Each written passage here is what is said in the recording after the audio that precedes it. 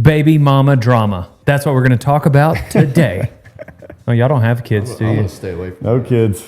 Do you even have a girlfriend, Eli? Nope. Weston does. He's got a wife. Yeah, you could say things are pretty serious. A year and a half? 2.5. 2.5. Well, that was a Dang, fun has it been day. 2.5? Mm-hmm. That was a fun day, wasn't it? Yeah. Let's not tell those stories. Let's stay away from those. Yeah. I was just thinking like, that was a pretty normal day. But then I remember like, oh yeah, I was sober. Yeah. You were about the only one. Yeah. Being the Officiant. reverend and all. Yeah, what do they call it? What do they call it? You're the one with the license. Yeah. I've only done like 16 weddings. What was That your one first? was big. Sorry? What was your first? Ross? Well, that's a little personal. Oh, you talking about, who was the first? Gotcha. Fair enough. Jeremy Malenkin. Yeah. Yeah, him and Carly in their backyard. Yeah. They were super poor. And so just kind of a Not no budget more. wedding and hired me.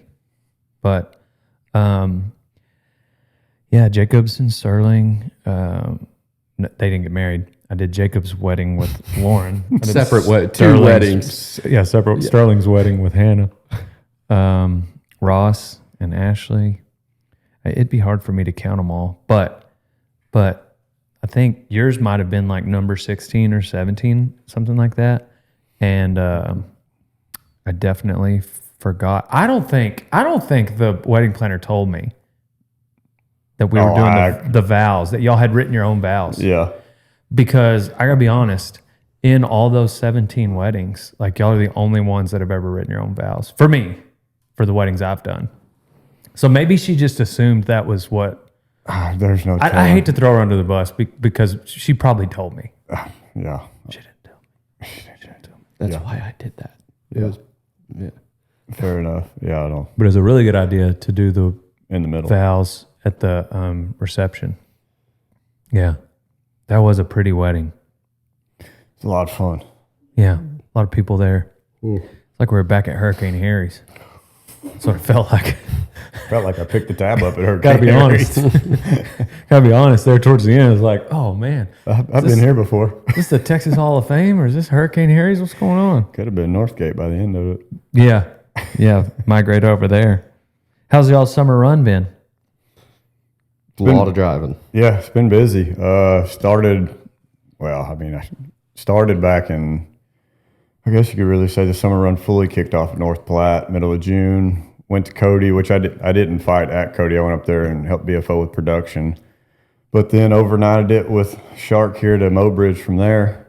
That was the second, third, and fourth, and drove straight here and now to the Salinas. They still fly that big dude. Do they like drop somebody in at Mobridge on the 4th? So this year they had a Blackhawk Yeah, fly they over flew the a arena. Blackhawk over the Really? arena for the first perf. That was sweet. I went Benford, North Dakota's PBR to Dickinson, North Dakota with the old Corco crew. Overnighted from there to Cody for the BFO. Picked him up. 9 hours to Mobridge overnight.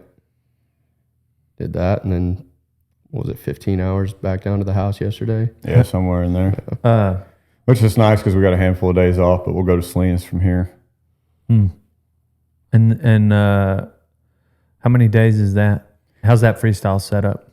So for me, I'm working the Extreme Bulls on Wednesday night.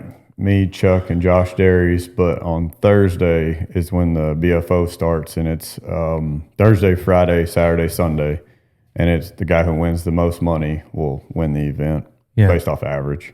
We all fight a bull each day. So it's just 3 long rounds. four. Four long rounds. But there's Everybody fights 4 bulls. Yep, but there's 6 of us, invite only. Gotcha. Yeah. So who all's invited?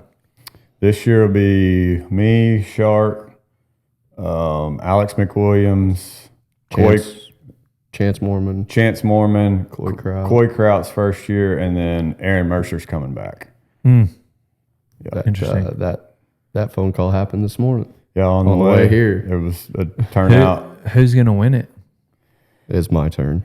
Well, I mean, there's no turns in rodeo. Is it Shark's turn? Yeah. Very fun. Yeah. By far one of the biggest bullfights in the country. Yeah. That is if you fight bulls, that is the bullfight you want to go to. That's probably definitely, I mean, to parallel what you're saying, probably also the most sought after buckle in bullfighting. Selena's Gold. Yeah. Yeah. It's such a neat buckle. Man. It took me 10 years to win one. Yeah. And then have you just won one? Just one. That's yeah, it? I've been Just one. Yeah. Yeah. Just one. Just one. I was second out there a lot, but nobody cares about second. Yeah. Like kissing your sister. I never really understood that saying. And I have a sister. So do you. Your sisters are hot. I got 2 of them. Yeah. My sister's not ugly. No, she's not. Yeah. So after Salinas, where are you going? Fly back here, and then we both drive to Nebraska. Yeah, I go to Burwell. He goes to Bladen. They need a bullfight in Cheyenne. You know, that would be cool. I feel like they had one years ago. They got an talked about That would several be years a ago. huge arena. They should leave it open too. What we had talked about when Best we were 2 passes, win. Right? when The we best 2 passes wins. were running the rest of the time trying to find him. We had talked to him a little bit, and they were thinking about doing it when they did that bull riding on the track. It was tough Hedeman's deal. Then it was a PBR. I think this year's an Extreme Bulls. Yeah. We figured that would be the best setup for it, but Oh, just during the Extreme Bulls, just because, yeah, right there in front of the grandstands. that's a good point. Don't they do the Extreme Bulls like opposite of the big side? The one year I swung through. So no, Anyways. they just push everything towards the grandstands right there on the track. Okay. Yeah. Yeah, that would be that's what that rodeo needs. They haven't called to ask me my opinion yet, but if they did, that's what will. I would say. They will. We'll tell them to call you. Yeah, call Dale. Call Uncle Dale. I do like going there. It's a weird place, and it's not a weird place. What I was going to say was it's a weird place for protesters to protest. When I was there last, they were protesting circumcisions. Yeah, isn't that weird? On cattle? No. Oh. The protest had nothing to do with cattle. They were fine with the rodeo, but it was like some guys with white pants, and they had put red paint all over their crotch, and they were protesting circumcision. No crap. This is a real story. I'm not making this up. I don't know how you could make that up. Yeah, and it was like we had to kind of take a double take. I think it was I want to say Ross was with me, but yeah, we were like, "What is going on?" And holding signs. Maybe looking back, maybe it was that would be an obscure thing to like joke about, or maybe it was like a scene for a movie. I'd never even heard of. I have not seen that movie. So. Yeah, It's 2020. Like, you never know nowadays. well, It's this was like 2025. this might have been like. This was probably like 2014 or 15, actually. So that was a long We time weren't ago. quite where we are now, but Yeah. How old were you in 2014, Eli? in 2014, 14, 11 years ago. 19. You had just been circumcised. Like you were that young. You were only 19? Yeah, So I was you're born in 30? 95, yeah. Oh, okay. You're older than I thought. Yeah. Gotcha. You didn't see the bald spot yet. Well, you didn't know. Yeah. There's no way it's worse than Cameron Griggs. His Prove bald it. spot. Let me see. Don't worry. Prove We'll it. edit it out. We'll edit this out. Oh, man. It's the miles, man. Can you holler at Cam to come It's a in stressful life. Paging Get Cam in Cam. here. We need to compare bald spots. All right, Don't tell if him we're that's doing what so we're is doing. Weston then. He's got I a just long got- one to cover it I up. just But got his is receiving headlines. But I'm ball back 36 on. too. Let's see the It's back. ball back on top too. If you Oh, yeah. You Yeah, can see? Dude, But I'm he 36. just combs it over. you So- are not far from a skullet. Yeah. You know How what? Yeah. Cam is going to love that we are taking a break for this. Anyways, Hey, I can honestly say I made it to 30. what's the weirdest thing that y'all have seen someone protest? I don't know. That's if a I've weird seen one, question. honestly. That is a good question. Have you ever seen a protester? I mean, the think only I've protests seen one, I've seen are, either, somebody protesting rodeos or But you don't see that even that often. not anymore. I mean, Salinas, you'll see it every now and then. A little bit at Houston occasionally. Yeah. I've seen some PETA people at Reno, but Yeah. I haven't seen a real. They're usually protest. not there that long. So most of the time they're vegans, so they run out of energy about an hour in because they haven't had any protein. Facts. Yeah. Hey, can you come around here, please, and Right. stand next to Eli? Right here, like Weston the cords. too. Yeah. We're gonna. We'd like to compare bald spots. Dude, I know they called me out. Can you show us your bald spot? Just bend down and like kind of lean up just a little. Yeah, That's not that bad. Has he got it? it's How old are you? Let's see yours, Eli. 25. Okay, he's 25. Hold I'm on. 30. Weston's got to pull his out too. Then Hold on. No, Let's- don't take a picture of it. all right, let's see it real quick. All right, let's see yours, Eli. Who's his? Whoa, Definitely whoa, me. bend down. Same time. Let's look at them at the same time.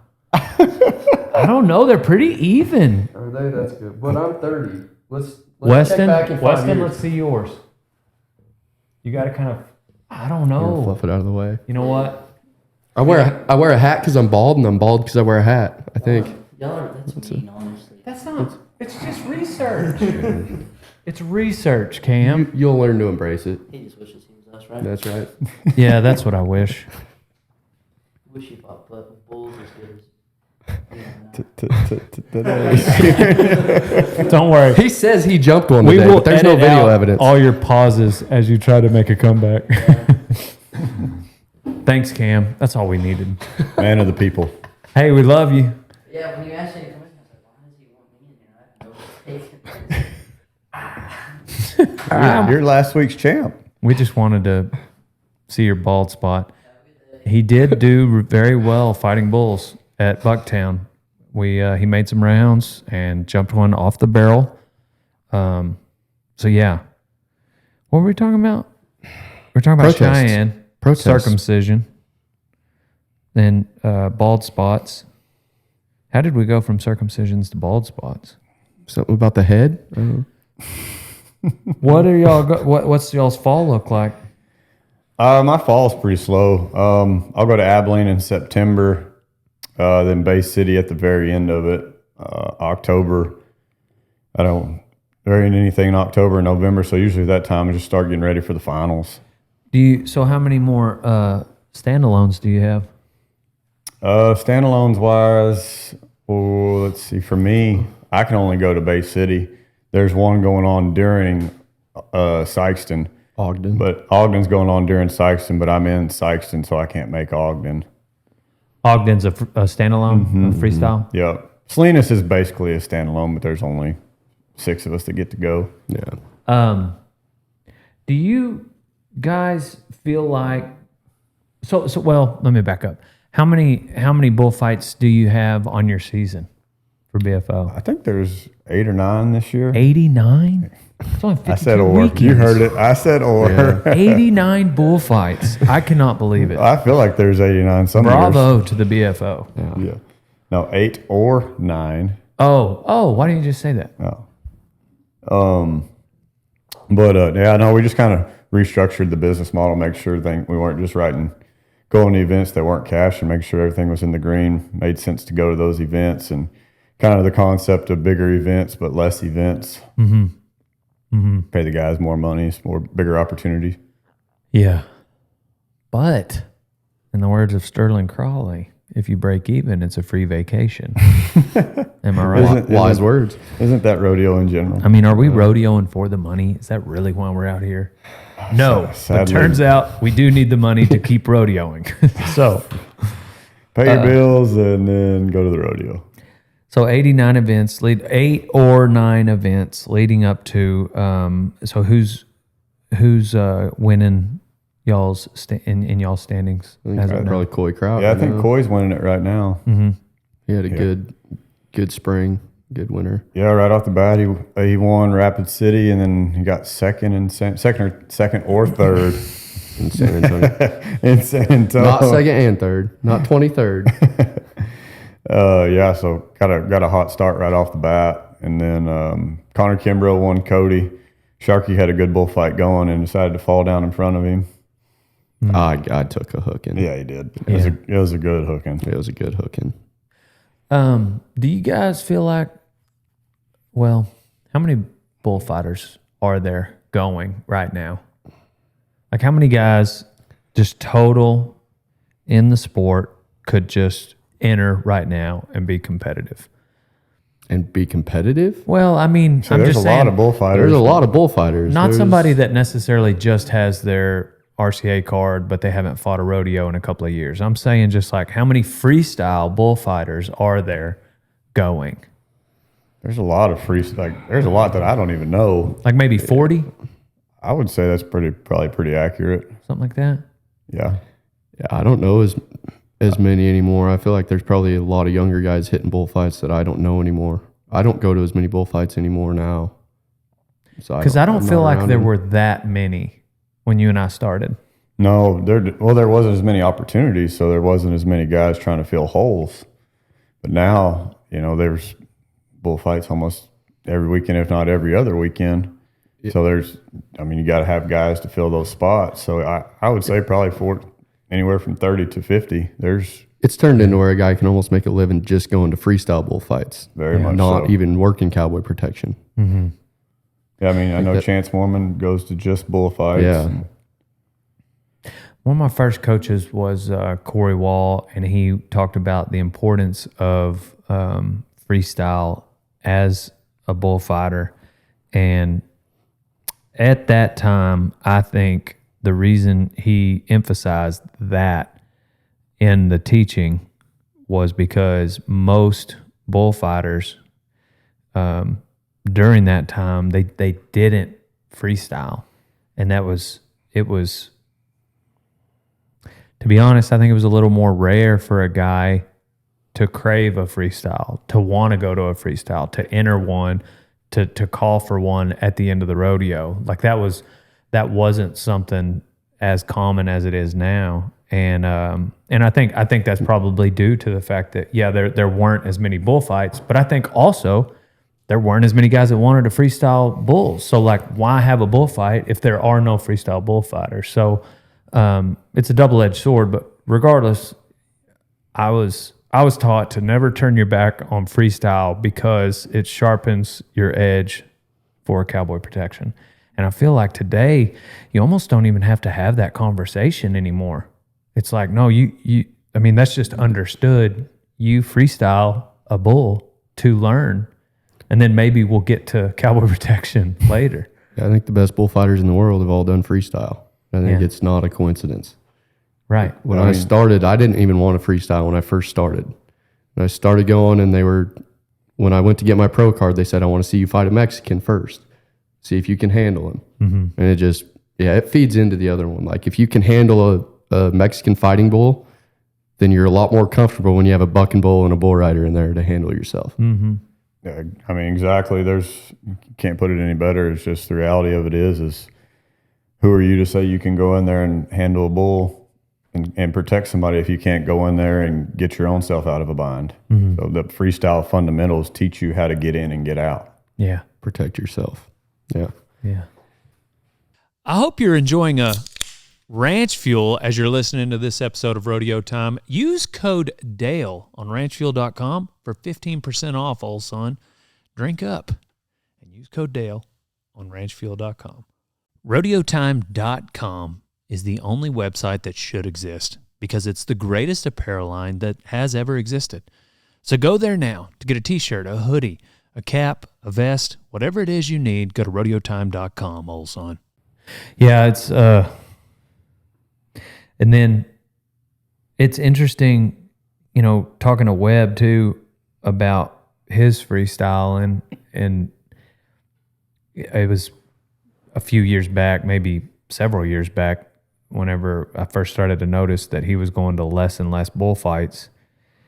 But then it's like, oh, he's got every major rodeo that a bullfighter would want to have, and some of the big ones that he doesn't have is because he's at this other big one.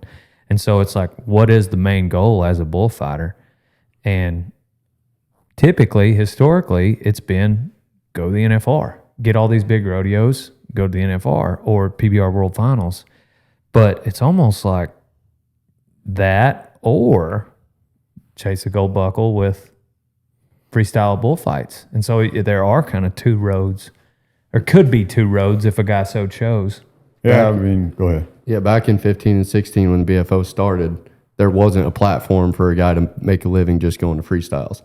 And those tours started going, and a guy could make a living. So now you see a lot more specialists, a lot of guys that just freestyle, like Chance Moorman, Aaron Mercer, guys like that. I mean, I was one of them. Like, I just like, Weston. you know, you're talking about like Tuck, Nate, Webb, all those guys got rodeos that are a full schedule, whereas I didn't have that full schedule. And this, you know, the BFO came on and there was a full platform, a full tour I had all these empty weekends. Like, of course I'm going to go, I'm going to enter, because I never looked at myself as I'm just a protection guy. Like, I'm like, man, I'm a bullfighter. Like, I can make money doing this. I'm going to go. And it created that avenue in order to just make money fighting bulls, but also continue to grow my name and show these other guys, like, man, I can handle the best bulls in the world. So, of course, I can work your rodeo. How many perfs do you fight cowboy protection? Perfs or rodeo? Yeah, perfs. Oof. I've never added mine up. Yeah, I don't know. I know my taxes said I was away from home like 185 days last year, which Yeah. that's Let's see, Fort Worth is 23, 38, because Austin's 15. I don't know. Perfs wise, I would say maybe roughly 80 Yeah. to, I mean, Hunter would be on the high end, but that's just a quick throw it out there number. Yeah. But I mean, at the same time, that's not even half a year. Like that, everybody's like, why are you still going? Why are you still entering? And it's like, well, one, I'm still competitive at it. And two is, I mean, this is my tool set. These are my hammers. These are, you know, my drill and everything. This is how I make money. I've got the opportunity to go and compete and still be very competitive at an event that's got a lot of money at it. Of course I'm going to go. Of course I'm going to enter. Yeah. There are bulls you get nervous for? There's definitely pins that you don't like to be in, but you know, when you've done it for so long, it's kind of double-edged sword. Is like, well, I know how to handle these bulls. These guys are just starting, you know. I know the little triggers and tips on how to get those bulls to fight, whereas a younger guy still got to go through that learning curve. So it's with anything. I mean, there's things that make you nervous, but also at the same time, they make you feel alive. I mean, you always crave a calf pen. We all do. But like Weston said, I always felt comfortable drawing into a crossblood pen. Just because the way I started fighting bulls and the way I was taught, I felt comfortable that I was going to win that round over the other guys that didn't know how to handle a crossblood or something like that. Yeah. What is the conversation you have in your head when you don't want a bull? When I don't want one. So I mean, just the baddest bull, like whatever. Like what? That's when you find out who you are. Like, am I a man or am I going to cower up? Yeah. Yeah, my conversation in my head is, I mean, David versus Goliath. You know, I got to look at myself as in the form of like, you know, here I am, send me. If no one else will go, here I am, send me. And then as I'm walking into that pen, it's just a switch you got to flip, you know, because ultimately it could be the last time you step in there, but you can't look at it that way. It's like, look, I'm in here, game on. I can, I will, I must. The last three things I say, do my little holler, turn around, and let's get it on. The last thing I always say in prayer is I know like what these bulls are capable of, but I know God's strength is stronger than any bull that's going to come in front of me. So I have that comfort in the back of my mind. What's the coolest sell Coolest sale? that you've had? Oh man, I don't know. Probably for me, the coolest sale was the first time that the Mercy Roll was done in San Antonio, 2018. Before it became like everybody was doing Before it. it was a mercy Yeah, roll. before it was a Mercy Roll, it was no name. It was just I'd watch those guys in Spain do it and was like, I can do that. What is it? When you'll jump and then You turn, do your little kind of flip off the bull's back. yeah. And looks like a backflip, but it's kind of like Mercer is very good at it. Chance Mormon is very good at it. They have perfected it. The best one I ever did was the first one I ever did. And then since then they've been, but Mine would probably be the Mercy roll in Mexico. Yeah. From you stuck that 18,000 one. in a Coliseum. Yeah. Did a Mercy roll and won the bullfight. And Yeah, dadgummit, Mercy. Yeah. That one, San Antonio. And I mean, We had to name it after you. to me, the best sell is a clean sell. You know, you'll see guys, I mean, you can see me try and go do it and not land it. To me, that's not a sell. Like you landed on your knees or you fell down or whatever. It's not clean. But when you stick something, turn around and show complete domination of your animal, like that's a clean sell. I like a good barrel hop. A little old school throwback and a clean barrel hop and walk away on the other side. I think that looks sharp. Did they, what are the rules now with, I mean, somebody can't work, you're talking about standing on the barrel and you jump off. Well, there's that too. The barrel hop is when you have the barrel in front of you and you stand between the bull and the barrel. And as soon as that bull's about to hit you in the back, you jump. He hits the barrel, you land on the other side. That kind of barrel hop. Yeah. Yeah, you, gotcha. Okay. You've seen it. Yeah. You've got your back to the bull. Yeah. Gotcha. Well, what I was working towards and what I was going to ask was like, you can't have someone. When did there was a bullfight? Maybe it wasn't a BFO where guys could start using props. He did that, Was that just several years ago. Was that just a thing? It was y'all- some y'all did UBS. once? ABF deal? Yeah, the one guy ABC. used a pole vault and stuff Oh, like yeah, that. what? But Because I was that? wonder if in that, what would be the barrel jump called whenever like somebody's working the barrel and they scoot their hip over and you run and jump over it. I don't I mean, know that's if a that team would- deal. You'll Yeah. never see that in a freestyle. But I didn't. Although, but maybe during the prop thing, maybe they could use Ross it. Hill did do that. Was it in Kennewick or When Ellensburg he or was one of walking those? on it. PNW? Yeah, he flipped the barrel on its side and stood on it and walked it towards the bull and jumped over him. That was pretty gnarly. But he did it by himself. By himself. Okay. Yeah. Yeah. Which I've never seen I anybody else saw- do that. Using a prop and using a buddy is two different things. I've seen Evan Allard. So I could I see. saw Evan use a chair in Salinas one year. Used the chair in Selena. He did it. in Oh, y'all Vegas can too, use didn't props he? in Salinas. Well, I mean, no, but who's going to tell somebody like you can't sit in a chair before you call for the fight? Well, like, I mean, Yeah, did it that's with- true. he did it that's, with- that's hard enough. I like- will say this: Yeah. the only thing I've seen better than that was this guy sitting down on his ass in front of one. Oh, whenever he did the. Yeah, that was dumb. Yeah, I've seen a lot of people do the knee fake off their knees. I've never seen anybody else do it crisscross applesauce. Yeah. That was Where did you dumb. do that? I did it the first time in Kennewick, Washington in the short round, and it ended up being a full brother to the bull Spitfire, which is a pretty famous fighting bull. But it was a short round. I walk up to the chute and I asked Manuel, I was like, hey, does he blow through on the first pass? And everybody kind of looked like, why do you care? It's just a bull. And I was like, well, you don't know what I'm thinking about doing right now. And he was like, yeah, he blows through. He goes to the back end. And I was getting yelled at, like, just go fight him. He's a bull. And I walked up there. During the you're in the arena. I'm in the arena. Okay, like, I'm that's why. 30 seconds from calling for him. Yeah, they're hollering at you to hurry. Yeah, and I'd walk out there and sit down, crisscross applesauce, and all their eyes got big. Yeah. That's why he wanted to know. And I'm going to say Manuel was wrong on that one because that bull spun around in a hurry. The move was fake, or the move was clean. I stood up, was able to get stood up, and by the time I turned around, he was on me. So do you think? I mean, he's just smart enough to know like that dude's. He was just down. he was just that hot. Like he hit and turned around so fast that before I could get up. He knew the But game. I did it a second time in Gainesville, Georgia, He did which it in was Gainesville. probably the rankest standalone bullfight I've ever been to. Like your long round, you were what, like 89 and a half and you were third place or something? Yeah, I got third. Yeah, like it was, that the whole long round. bullfight was crazy. That'd have been But 90. I did the short round and I did it again, but that bull, he did go clear the back end. So I It threw worked. it from my butt, was able to stand up, go to the back and start cracking him. I think I was like 86 and a half or 87 in that fight. But Yeah. the first one's the video that everybody's seen. They cut it off before he hooked me. Yeah. Yeah. Fancy editing. Now everybody knows though. Sports so. Center. We don't ever do that here. They don't. If I miss something, they're gonna put it in there.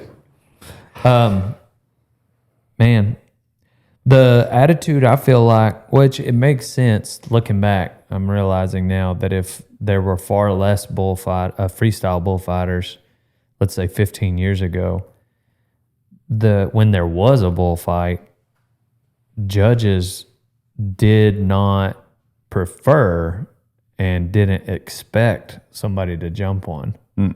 Like a lot of those old timers were like, you make your career go a lot longer if you stay on the ground kind of attitude. But now you kind of got to do that, don't you? I agree. You got to leave it all out. You got to leave it in the arena at all, every fight. I mean, Yeah. because you never know who's behind you. I mean, like Salinas, for example, there's 6 of you, and they're all invite only. They're not there just by chance. So whether you could be the first guy out or the last guy, and I mean, if I'm last, I know what everybody did. Or if you're first, you have to set that bar, and that's just the mentality you have to have. Is like you've got to get every point that you can get because everybody here is good, and at this level, I mean, like I said, there's no chance nobody's there for just It's some random call. It's preached pretty hard on now. Like, you got to get a good sell. If you don't finish that bullfight on a high note, you're probably not going to win the bullfight. Yeah. Yeah.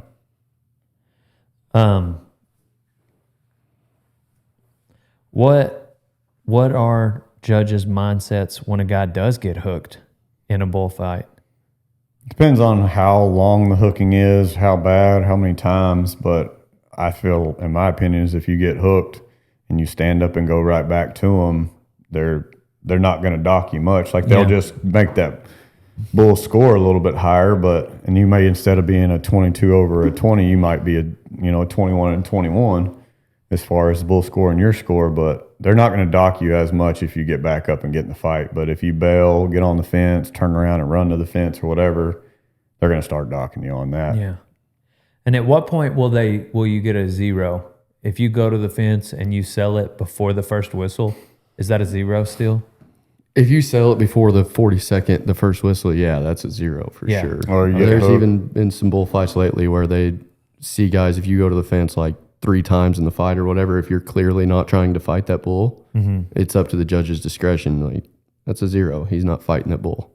Yeah. But each judge is different. Yeah, each judge is different. I mean, like, because it's just like rough stock. It's such an opinionated event. Right. And you've got 2 guys who have done the event before sitting there watching it, so it's at their discretion. Or you get hooked, get knocked out and unconscious, or just you're hurt and you wave your hand like I'm done, like they'll turn the bull out and it's a 0, no score. Yeah.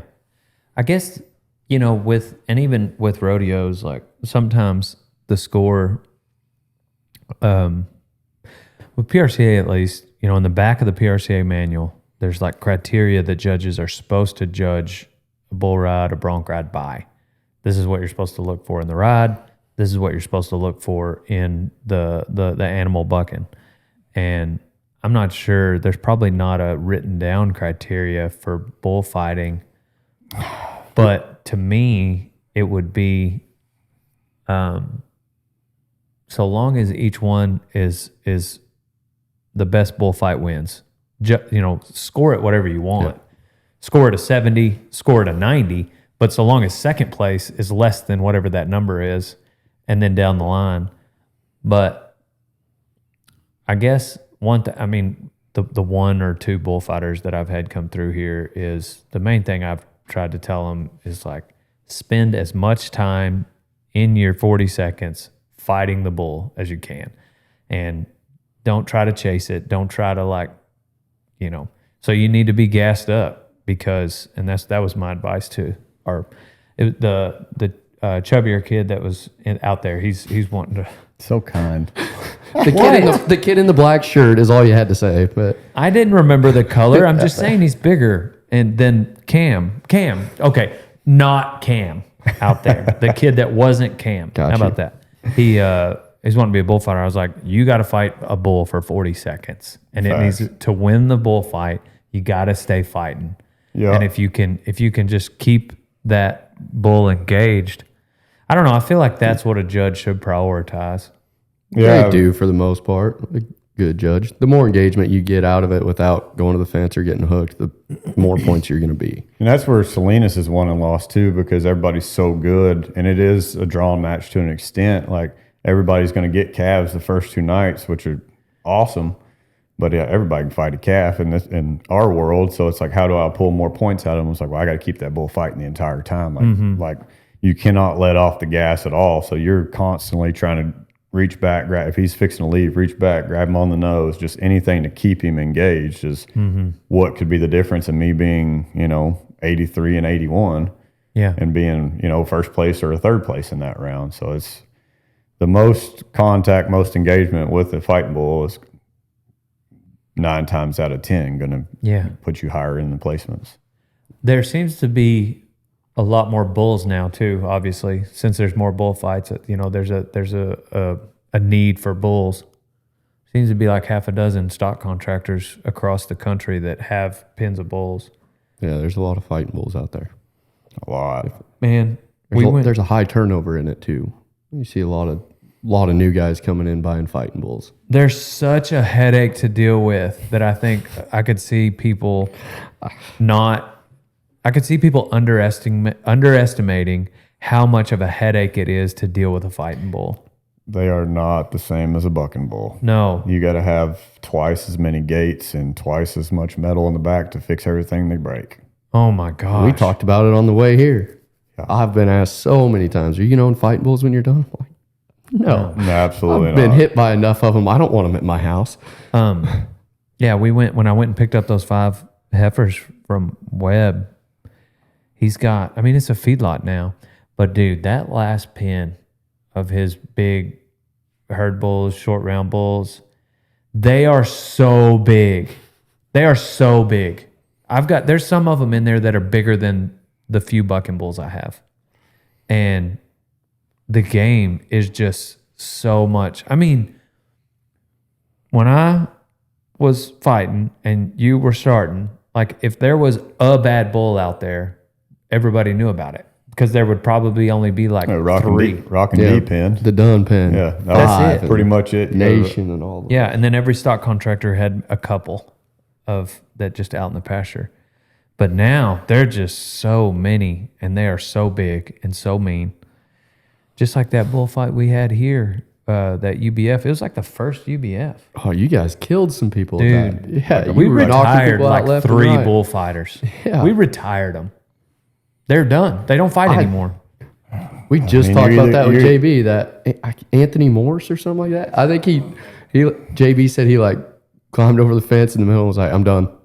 I haven't seen him since. And he was really good. Like earlier that day with the Stags, like killed it. A lot of talent.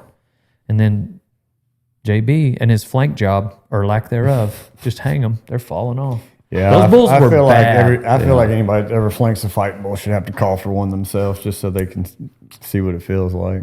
It's like all we're asking is for it to not fall off. Like, Yeah. they're fast enough. They're obviously big enough. Yeah. Like if you're gonna flank one, you should have to nod for one. That's my opinion. If you want to hook somebody, get hooked so you know what you're putting them through. Yeah. Dude, some of those bulls these days are just so... I think it's the same as the bucking bull game, really. Like the game is just, over the years, the breeding and everything is just elevated. Continues to elevate. Another thing that's like interesting that came along, and I feel like it was maybe the second BFO, was, it's just fence work now. But when Chuck went to the wall on that one at the BFO and worked back and forth, and it was just pissing that bull off. He could not get a hold of Swish. Yeah, it was gnarly. It was like 4 switches or something like silly amount. And now that's kind of a thing people do. You tried it today, that heifer almost kicked you. Yeah, she almost kicked me on the way through. Yeah. There's an art to it, but it's like at some point or another, like we're saying, is they're bigger, faster, stronger. Like they're probably going to push you out at some point. Yeah. So you have to be able to keep your composure and be like, okay, I'm in a bad spot, but versus going up, no, like just use this arena to my advantage. That bull cannot come through me, so he has to go straight up the fence. So I've got to be able to use that fence and that leverage to move him over, grab that fence, and pull myself through. Yeah, jerk yourself over. You had talked about judges docking you for getting hooked. They're going to dock you a lot more for going up the fence because that's basically quitting in the middle of your fight. So like Chuck even said that. He said, I had gotten into a habit of going to the fence, and I told myself when I get over there, I'm not going up. I'm going to do this instead. And he did. He was 90 something and won it, I think. Yeah, there's just such an art to it, but sometimes you can stick on that fence just too long, and all of a sudden now that bull isn't flying by, and he'll check up right beside you, and you can't go that way. So it's either up or through it, Yeah. and metal don't give. Another thing with all these young guys fighting bulls that I've observed, and it's the same thing with riding bulls and broncs and bears, is there's a naivete that comes with fighting bulls. And you'll see a little athlete show up, get around some stags, get around some bucking bulls because they're big and they're scary, but they're bucking. And so sometimes a guy can step around them. Get that confidence real high. And then, well, it happened that day on the beaches when we had that gnarly bullfight. And I mean, it was so bad YouTube censored that video. Like it was like age restricted it. And all of a sudden, you know, guys are jumping those stags and rolling and double jumping and, you know, calling for them backwards, whatever. And then these other ones roll in, and some of them were like, no, I'm not even going to get in there. What do you guys see? I mean, is that obviously there's a certain percentage of guys that, you know, their wood's going to get wet. Like how do you observe young guys coming up? Is that a thing that you guys see? Breaking somebody's egg is what we call it. Yeah, I mean, there's so much young talent that just you're like, man, that kid's got all the tools. He's going to be untouchable. Yeah, but let's watch him a little bit. And then he gets touched. Yep. And then it's like, let's watch his next 3 to 5 bullfights Yeah. and see. Because right after you get cracked, you're going to know what kind of guy you've got. Yeah. I mean, a lot of times in that very next 5 seconds, if You they're can see it in not their eyes. if they're not injured and they don't jump up and like pissed off, like bring it on, let's go. Like They're not going to be a bullfighter. you got me. Now it's my turn. Yep. Not for long. Yeah. To make a long career out of it, you got to have that in the back of your mind. When you get hit, is it you're going to hit back or are you done? That fight or Dude. flight is a real thing. We bucked the other day some bulls, and Dude Perfect, Oh, yeah. Tyler Tony, the Yeah. main dude, he came out and got on a bull, and they made a YouTube video, obviously, out of it, and it'll air before this podcast, so I can talk about it. But Just name dropping. Yeah. well, Just dude yeah, perfect. I guess come I out, did. like- I guess I did, but it's cool. Like I mean, the dude gets on a couple jump kickers and rides the first one, and I think he may have ridden the second one. And I had him like stair stepped. I had 4 bulls lined up, and they just progressively got better. And rides the second one. Well, this third one turns back. He falls off into his hand and hangs to him, and just across the pin, across the buck and shoots. And I had him out before we got to all the way across the arena. Mm-hmm. And this joker like hit the ground after I get his hand out, and he jumps up and he goes, "Run him back in there." And this dude has never been on before this day. Like this, he says, "Run him back in. Can I get on that same one again?" Like, and I was like, dude, You got if it. you weren't a multi-million-dollar YouTuber, you would be a bull rider. Because I mean, he drugged to this. I mean, granted, it's a jump kicker, but still, like, it's your first day. He hasn't you ain't been on never a sat bull on a before. bull. It's either going to scare the shit out of them or It not. got me so fired up. And then, did he end up getting on that same one twice or 3 times? He got on 6. He got on 6 that day, but I think he got on that one twice and rode him, you know.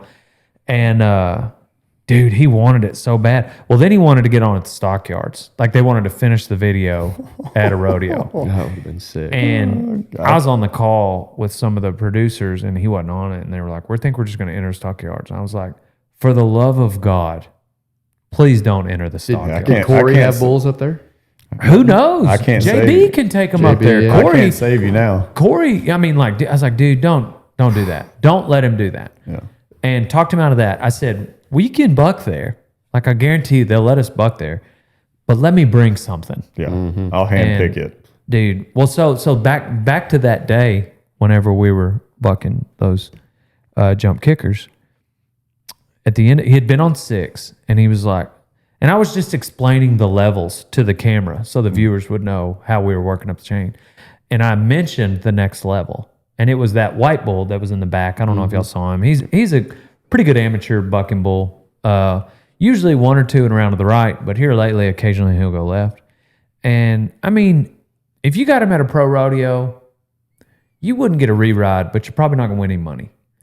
And Like a 17, 18, something like that. yeah, like you'd be 78 at a pro rodeo. And he wanted on him. And I was like, I don't think you should get on him. Let my guy get on him. And you watch him first. And you just watch. And all the other dudes, they're like, don't get on him. Please don't. This is dumb. We're even out here. You did good on the 6th. And dude, this joker has the best trip of his life. I've probably bucked him 30 times, and this is his best trip ever. And he's in the gate to the left.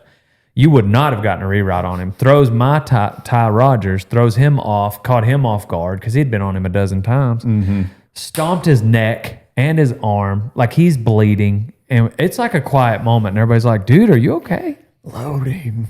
So anyways, like, they were like so glad Ty didn't get on him, you know. And fast forward, and we're like, you know, okay, let's go to the stockyards. Y'all let me bring a bull. So I sent him 3 videos of some duck spinners from some other guys that I'm going to go lease. He's like, no. I sent him a video. He's like, no, I want the stomper. That's what they call him. They call him the stomper. And he's like, I want the stomper. And I was like, and I got on a call. I was like, I have to be on the record telling you, I do not think you should get on this bull. I said, but you're a grown ass man. It's not my property. I'll bring the bull. You know, if you really want it. I'm bringing the cameras too. And he was like, bring the white bull. I want the stomper. And I was like, also, I don't think we should name him that. But Is he named that now? well, yeah, that's one he of is his now. names. Like we So, call him the stomper. But kinda have anyway, to. so I was like, now on paper, I have to say don't do it. Now that you have put your foot down that you're going to do it, I love that you. Let's do this. Yeah, I was like, the bull rider in me is like, hell yeah. So yeah, like I said, the video has already come out. So I'll say he did in fact get stomped by the stomper. This sucker jumped out there 1, 2, and turned back and did put those back 2 feet in his chest. Now, but What was his mentality after that? he respected bull riding all the way through it. Yeah. Dude, he was jacked up. He wanted another Dude, one. that's that mentality not enough people in the world have. That's what we're talking about, that fight or flight. He's salty. He's got the salt, and That's awesome. his wood did not get wet. Like he was ready. He was on fire. And but Grant, I mean, he'd only been on 6 bulls. There was a month between the 6 and Stomper at the stockyards. So like he was pretty fresh. Like he probably got time to heal up a little bit. if it had been like 2 days and then he got on, I think maybe he'd have done a little better. But there's just another level.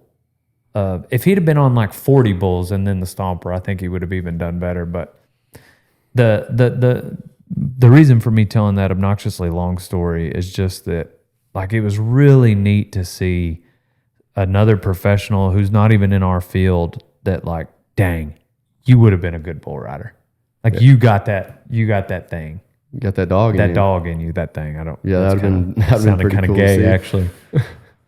He got that thing on him. Wait, what?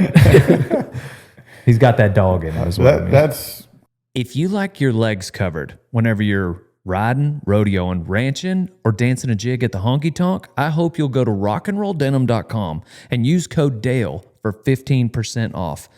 These are the only jeans I've ever worn, and they're the only jean I'm ever gonna wear. Rockandrolldenim.com, old son. Hey, Bro Tater Chip, if you like getting swole-o-matic, then get yourself some Protein on mountainops.com. Hey, or if you just like being healthy, whether you're trying to bulk up, get healthy, have energy, go to mountainops.com and use code KEVIN for 20% off. anybody in any profession at a high level profession, but especially ours, you know, it's like there's just levels to it. And people are always like, man, let me in the BFO. And I'm ready. And it's like, I'm not being a dick, but you're not. Because once you enter, I can't save you. Yeah. It's like it has nothing to do with me not thinking you're an athlete or me not thinking that you have talent. It's, have you been through it yet? Have you cut your teeth? Because once you step into the pen, you're on your own. Yeah. Yeah. You see a lot of guys come and go because of that mentality. We call If it you're getting their getting eggs camped broke. on, They're we'll getting come get hooked him and off of you. Yeah. But, Yeah, they're getting hooked, and all of a sudden they're like, man, I don't like getting hooked. I don't think I'm going to do this anymore. yeah. And there's been See a lot of guys come and go. There's been tons of kids that were like, man, he's freaking good. Like you're saying, winning everything, untouchable, and then get cracked. And it's like, told you. Yeah. Let's see where you're at next bull. It's kind of the same thing with bull riding, broncs, bears, you know. I think, though, some of those, like it's a little easier for a guy to hide. You know, it sounds mean, but like it's easier for a guy to pick and choose. Oh, yeah, doctor You know. releases and all that. And then you can also, like, guys will look off. Guys will, you know, Yeah, you can. they just, the guys that are playing bull rider, they're playing rodeo. But Oh, dang, I with got both- locked off. with bullfighting, like you show up and like You don't know what you you got. can't just look off. Like You're you're in the either pen. gonna get out there with the man eater or you're gonna die. You're exposed. I mean, it's especially with social media. It's like, oh man, you should have done this, this, or this, and it's like, you know, you step off in here. Mm-hmm. I don't know how many. You know, you see all those people on the side of the arena. Hey bull. It's like, step Box over me. here. Like, Yeah. anybody can be tough on the other side of the rail. Yeah, Yeah. that's a big pet peeve of mine. What? Being them guys that'll be tough on the other side of the fence, and then What do you like, mean? know, standing talking on about, the like, outside. fans? Yeah, yeah, like- like fans and just people, like guys on the outside standing there in front of the bull, like walking up to it, stuff like that. And I'm just like, hey, you want to be tough? Come over onto this side in the dirt and see how tough you are then. Yeah. Yeah, it's especially when you're entered in a bullfight too. Like, because even Salinas, like those bulls can kind of see through those slats, and those bulls, you know, they're looking to fight, and if they're young and inexperienced, they may lock eyes on you or whatever and get over there, and those people are messing with them. You're like, I'm here to make money, and then you're over there trying to act cool. Yeah. Well, it's everybody. It's hard to be. You're mad at them because it's like, dude, get over here and try it. But everybody wants to be next to something that mean, but not have the consequences of it. They want. Yeah, it's a good way to that- put it. that is Yeah, a good like- way to put it. So you can step in the pin. You can be close to the pin, but like, I'm safe over here. Ha ha ha. But get on the other side, and we'll see who you really are. Yeah. Oof. We talk about it I hate that I talk about it. I don't hate that I talk about it so much, but maybe it's because we talked about it even just yesterday. John Grimber was on the podcast, and that's a real one. Mm-hmm. You know what I mean? Like, look at the Jeez. bulls he gets on for practice. That kid crazy. For practice. I remember fighting some bull ridings when he was 15, 16 getting on, and he was taking all these dudes' money, and I was like, this guy's going to be a problem. Dude, And he's a problem. he'll get on a bull you can be 87 on in the practice Yeah, I pit. saw his practice pin video Yes. just the other day, and he was like, "I'm back" or something. I That's was him like, coming back. Like Yeah, those, he's the those real were deal, his man. those were his first rides back from his collarbone deal. Yeah, And anyway, but he's got Coming it. back. I mean, he didn't even take. I mean, he was getting on at the finals with broken collarbone, like which I didn't a realize. a sling one day, and then getting on a bull that night. Yeah, Like, I was embarrassed because during the podcast I was like, I didn't realize the timeline of when he got hurt. But regardless, we were talking about just gets pretty annoyed at the bull riding version of what we just described, where it's like they like to identify as that thing, but they don't as much enjoy doing the thing. they don't. And, They don't eat, sleep, and breathe it. yeah. And It's their favorite moment is when the bull ride is over. yeah, But like a real one's favorite moment is during. yeah. preparation. That's what cuts everybody. I mean, that's just the separation is. I mean, we've been doing this a long time, but you offered, hey, I've got some heifers. I'm like, all right, yeah.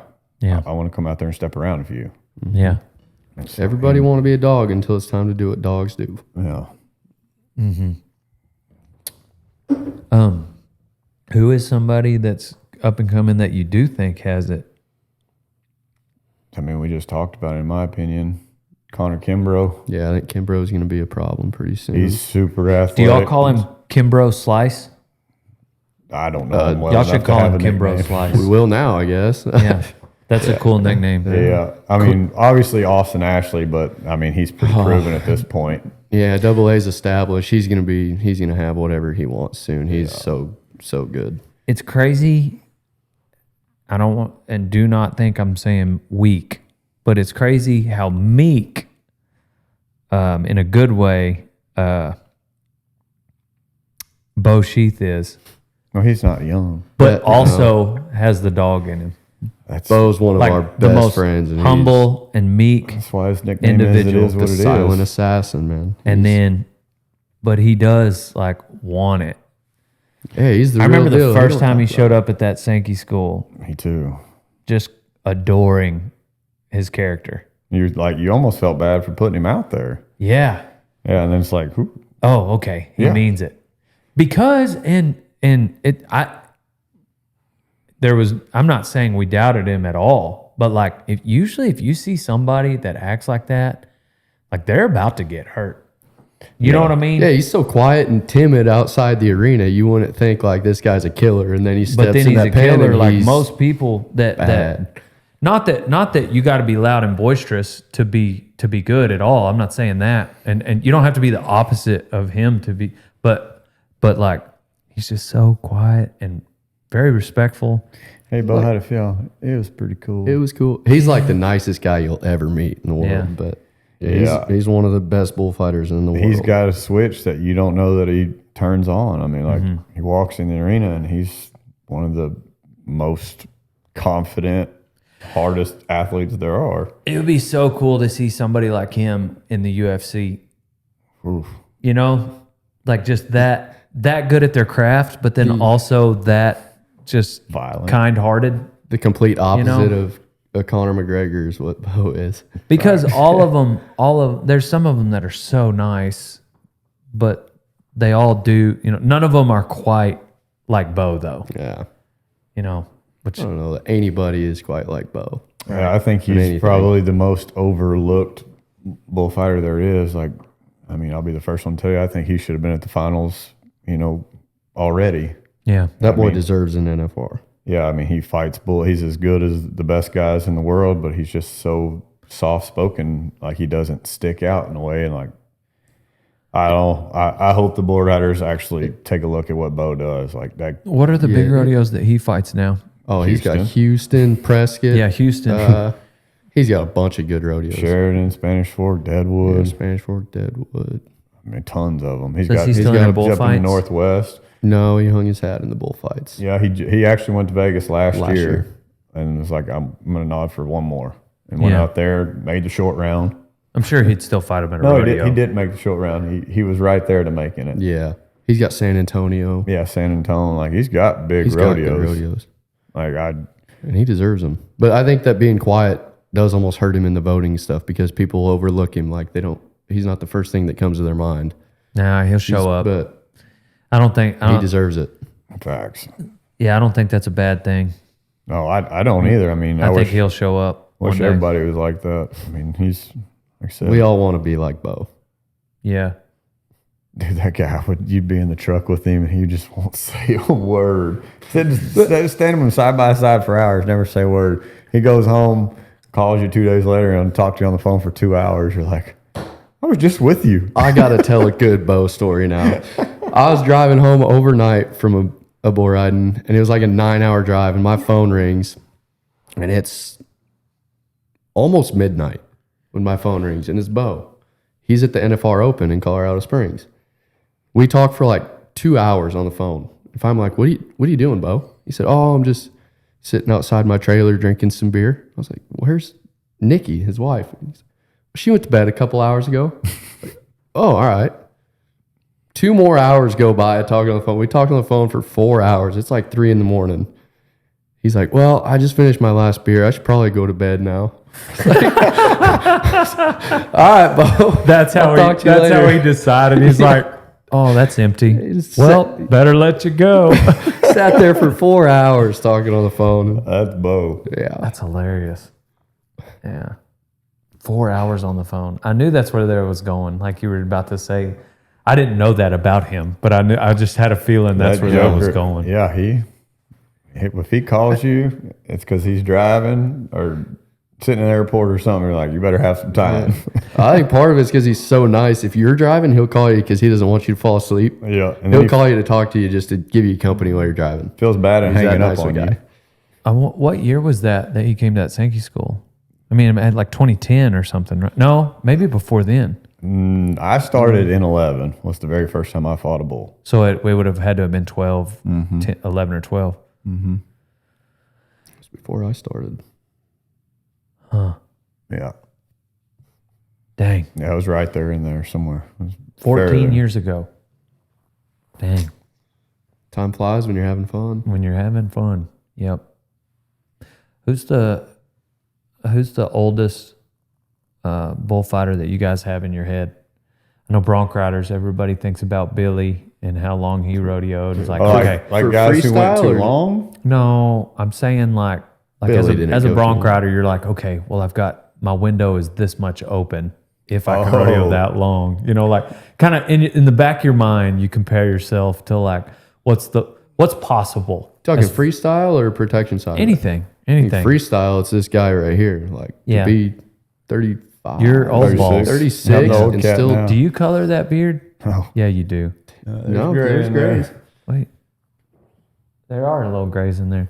I- Hey, make sure that camera didn't catch my eyes. I don't want any of those citizens of Winnebago screenshotting that. I've been going to freestyles for 10 years and I'm 30 and I look at Wes and I'm like, how are you still going to this many bullfights this competitively? Yeah. I say I mean, Nate's maybe a year older than me. I think Tuck's only 2 years older That's than me. what the protection side of it, like them guys doing it at that high of a level keeps Tuck's only 38.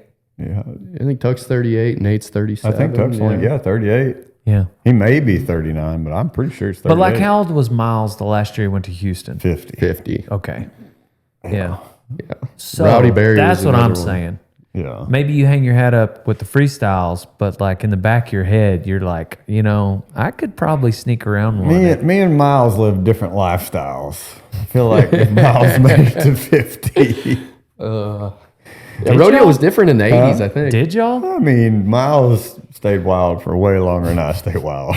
So you think you can surpass 50? If I wanted to, but I Yeah. mean, who wants to rodeo into their 50s? I mean, Miles did. Miles wanted to. I set my goal at 40. We'll see when I get there. If I still got it, I might keep going. But I've told these guys, if I suck when I get to 40, you better tell me. Yeah. I don't want to be the guy that held on too long. I think he'll know. I think he'll know. There's guys who've held on way too long, and it's like, that's the last thing I want to do. Yeah. Yeah. Because then they don't get remembered for all. They could have been great. Yeah, bullfighting is so different, you know, like because if you're getting bucked off, you're the only one that's getting hurt from that, you know. Yeah, we got other people's lives on the line. Unless that we're you're responsible for. a bull rider, if you have a habit of hanging up, now you are putting the bullfighter in danger. But bronc riders and bareback riders, typically, like you're the only one that suffers if you go too long. But I hate to throw rocks at people on when they should retire, just because, like I don't know, like I hate it even with like football and whatnot. Like, oh, he should quit while he's on top. Bull riding too, like, oh, I should have quit while he was on top. This or that. I don't know. It's like, dude, if your heart is burning that much and you need to go get on some to like scratch that itch, I say go do it. With bullfighting, it's a little different because if you we got a job to do. should- well, if you're getting but- scared and you're missing gaps because your ass is nervous, that's different. You're Like, putting all right, somebody else in somebody danger. pull 'cause their you- card. Yeah, I think that a lot of that's on the people that hire. Those are on the people that are hiring them to do it. Like, Yeah. Good old boy friendships club. are great, and we love friendships, and it's who you know, and that's a lot of like word of mouth is how you get rodeos. But at the same time, I think there needs to be a line where it's business, and if you're hiring somebody that's not capable of the job, you need to move on to somebody that is. Yeah, that's a good point. Well, how long have we been talking? Nice. I wanted to cover all things bullfighting. Is there anything I missed? What's your best bullfight Yeah. that you My best bullfight. That was your favorite, not best. Your favorite bullfight that you remember. Oh, like a freestyle? Yeah. Or your favorite save, or both. Man, I mean the one where at Bryan when that bull died at the end. Mm-hmm. I mean that was sad for the bull, but that one was pretty cool. Like they were all pretty young. Those bulls were. What was it? Ardmore? That was Where I got- Ardmore when we went. Hooked all the way through the. You did. That one was, but I didn't go to the fence. No, you were tough. The judges did like that. Those bulls tough. were fast. Those bulls were mean. They were pretty close to what was here on the beaches. They weren't that bad, I don't think. They were good. Ardmore used to have. That Ardmore was used to be the pin that real you deal, were- man. That was the pin you were worried about, especially when we went the last years. That was the last year of the Rockin' D's. Dude, the- I got the real I deal. got hooked in the long round. I couldn't see in the short round. Yeah, I remember you being dizzy. I was concussed. Yeah. Like I could not see. And I was hurting. And I didn't go to the fence. I did go out there, but I also went to the barrel pretty quick. I came out of that deal like fourth, won like $5,000. It was like pile. it was a few $1,000s. Yeah, Ardmore paid good. But when I started bullfighting, like I was just by myself most of the time until you came along, because like I was doing the other events, so like I didn't have as much of the camaraderie. Like I literally did that because I enjoyed it. Period. Mm-hmm. Like I ran around with rodeo guys. Like we were rodeo. You know what I mean? Like in College Station during that time, there just weren't a lot of like. You know, in Oklahoma, there was like all them guys were up compound. there, and there was like beginning to be like a circle of bullfighters, and they were starting to go to stuff. But like, and so when I got my card and fought for just Sammy had one or two, Catalina, and then Stace, I would fight, you know, Mesquite and you know, Sonora when it was a pro rodeo. And probably some of Stace's like Texas rodeos, but like there was no fighting bull. There weren't, you know, I didn't go to freestyles. And then when I picked up Sammy's, we would fight one at the end, Sammy Andrews. And I fought for him for a couple years too. It was super fun. I really enjoyed it, but my heart was in the buck and shoot. Like, and anyway, and then, yeah, that was my last bullfight. Was Ardmore, and I enjoyed freestyle bullfight. Like I enjoyed cowboy protection. I loved, you know, just being it. You know, shooting a gap to me was like it made me feel good. But then when my dad died, I knew that I wanted to focus on one event. So like rodeoing for me in college was like, all right, you get more points for the team if you do all that. everything. So I rode bears, broncs, and bulls, and that was about the time I got my pro card fighting. It was just too much. It was all too much for me, and I was so nervous to call Sammy Andrews and be like, "Man, I think I'm done fighting bulls. I want to just ride broncs." And I was so nervous because it was about to be Belton in February. That was the first one, kind of kick off the year, and so it was either right after Christmas, in between Christmas and January. And so I called Sammy and I was like, I think I just want to ride broncs. And he was like, oh, well, that's all right. Just come to our deals to ride broncs. And I was like, yeah, that's a good idea. He was like, all right, see you later. Well, that's what, And then he got off the phone and I was like, dang, that was easy. And then I just, that was 2012 because was it 12 or 13? my dad died in 13. It was 13. And so like I was kind of quitting bullfighting. Yep. It was maybe right before my dad died. Yeah. But then, and so the only thing left, I'd already quit riding barebacks. The only thing left, I would get on a few bulls still, and I wanted to ride broncs. And then my dad died, and my brother said, man, I was trying to decide. He was like, you're never going to quit riding broncs. And I was like, yep. So that's what I focused on. Yeah. And anyways, and then my dad, who was my mentor with bronc riding, was no longer there. And so Jacob's kind of, in terms of bronc riding, filled that void, and so that's what I ended up just sticking to. But there for a little bit, it was just like a ping pong ball bouncing around in a machine. Like I was just, or no, what's the deal? Pinball. It was like a little pinball, dun, dun, dun, dun. And it was fun. But anybody that, we've had like 30 interns come through here, and I just all but will not let them do more than one event. I'm just not going to be like, you can focus on one event or go somewhere else. Like, I'm not saying I'm not saying guys can't do it. There's not very many guys like Stetson that can be at a high level in multiple things. Like, Yeah. if you want to make it to a high level, it's better to pick a specialty and roll facts. with it. Yeah, it just makes me even kind of, I don't want to say cringe, but it just makes me like, give me the heebie-jeebies when I see somebody like doing a rough stock and a timed event. Like, it's super cowboy, and I get it, but like as a competitor, to me, because I've had you just get so strung out. Josh And Frost.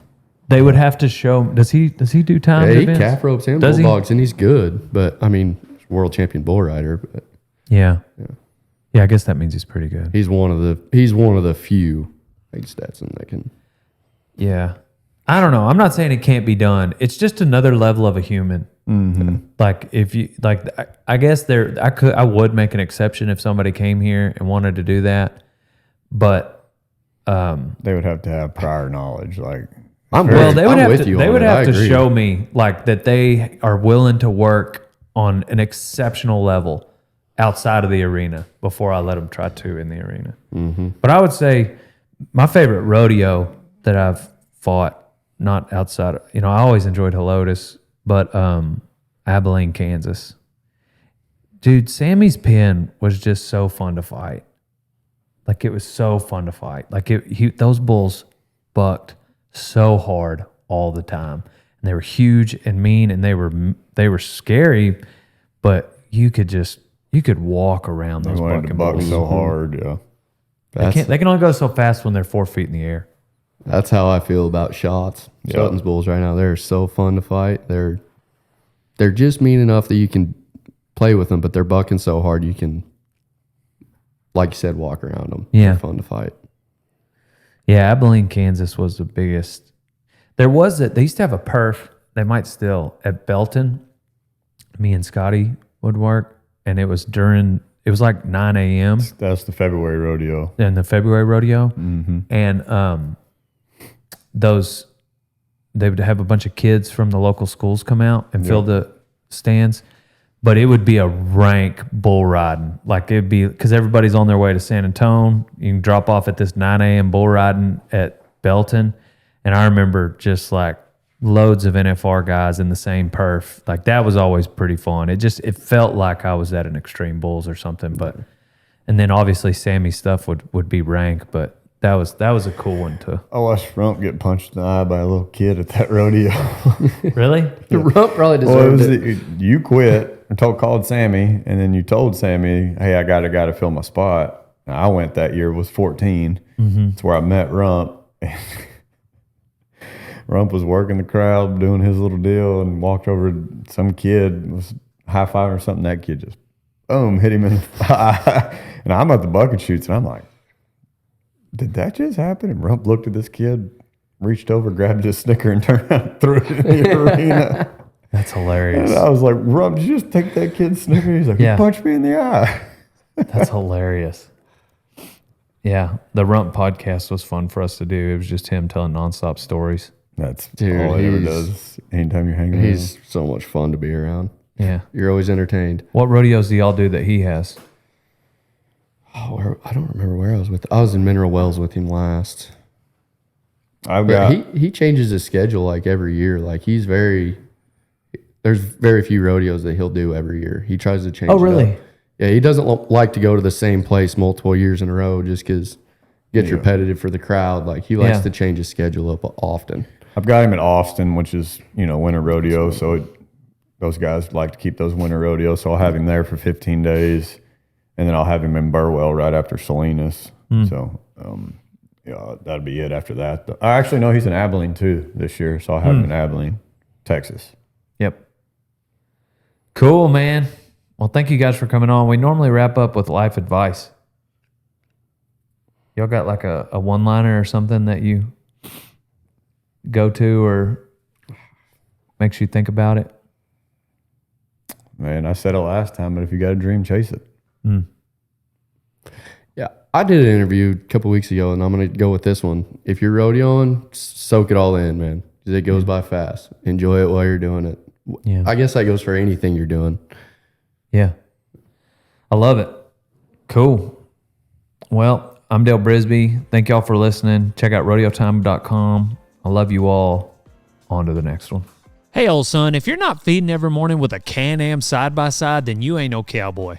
I got a Can-Am because I needed a reliable ranch rig that I could use every day because I don't know how to work on stuff like that. So I want something that's not going to break down ever. Get yourself a Can-Am, old son. Ever since I started riding bulls and punching fools, I've been wearing an American hat because I'm an American. I actually wore a different hat before that for the longest, but then my mom got a job. So wear an American hat, old son. Otherwise, you ain't no cowboy.